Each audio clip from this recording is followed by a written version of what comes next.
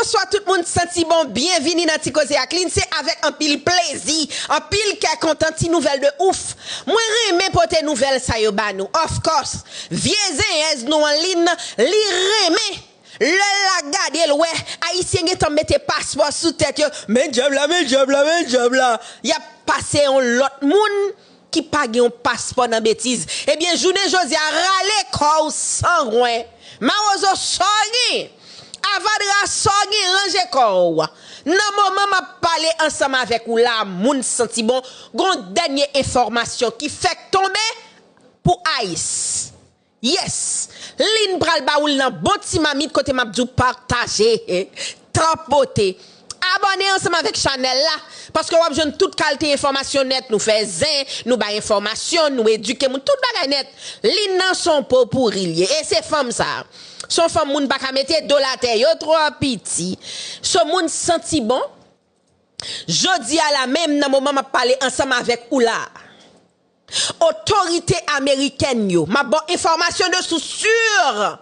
Autorité américaine yo. Di agent haïtien comme ça. Yo ouais yo trois sous moun. Yo trois dans devant.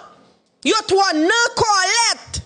C'est comme si yo ouais yo getan campé pour yo faire masse déportation contre haïtien. Qui est-ce qui te ba yo do ça? Depuis qu'il la yo te dit yo gon opération qui te paré pour te déporter haïtien. Y a rappelé yo.